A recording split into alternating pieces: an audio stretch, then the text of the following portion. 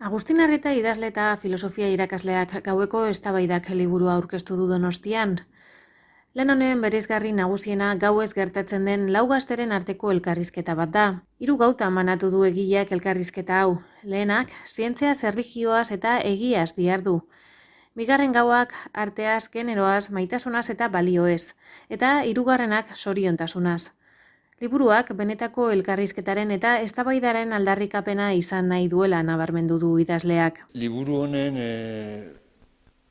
bereizgarririk aipagarriena da elkarrizketa bat dela. Kasualitatez, elkartzen diren lau gazteren arteko elkarrizketa bat. Zenbait gairi buruzko eztabaidak bilduko dituen elkarrizketa bat da. Hori da liburuaren pixkat ikuspuntu formal batetik alderdirik aipagarriena.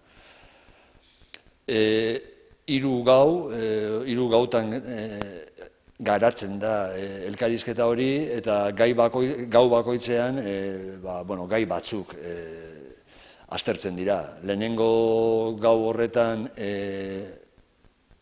abia puntua da pixka zientziaren gaineko eztabaida bat, eta berehala agertuko da erlijioa, protagonistetako batek edo esaten durako zientzia dela erlijio berria, eta gero hortikan egiaren auzira, eta horrela juten dira pixkanaka agertzen beste zenbait auzi. Bigarren gauean esango nuke erdigunean dagoen auzia dela artearena.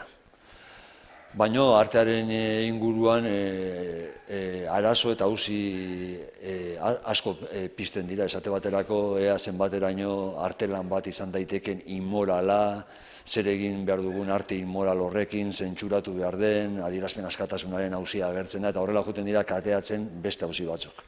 Baina, esango nuke, erdigunean dagoen auzia dela artearena. Eta hirugarren gaua laburrena, nekatuta daude, eta hurrengo egunean alde egin behar dute, gai zentrala da zoriontasuna. Aristotelesek esaten zuen zoriontasuna dela helburuen artean helbururik nagusiena, eta utzi dut pixkat bukaerarako, eta hor ikusten da bakoitzak zer pentsatzen duen eta zer nahi duen bizitza honetan. Badago pertsonai bat oso, esango nuke, oso zientziazalea dena. Eta pixkat zientzia ikusten du begi honez, eta beti zama positibo batekin. Eta beste bat ordea kontrako jarreran dago. Kontrako jarreran dago eta badoka joera espiritualistagoa, intimistagoa, eta bi horien arteko talka oso gogorra izango da, batez ere lehenengo gauan. Gero jungo dira hurbiltzen, beste gai batzuen inguruan hitz egiten dutenean, eta uste dut bukaeran elkarren gandik nahiko gertu dabiltzala. Eta gero, badago beste protagonista bat, agian garrantzitsuena, normalean entzuten egoten dana, ikusten ditu zeintzuk diren mahai gainean dauden ikuspuntuak, eta bea hor saiatzen da pixkat oreka bat jartzen, puntu ahulak eta puntu sendoak azpimarratzen, eta hor da pixkat agian ari nagusia, ez? Holakoak dira protagonista hauek. Nire helburu nagusia da irakurleak parte hartzea eztabaida horietan. Eta uste dut, hori izango litzateke niretzat arrakasta. Lortzea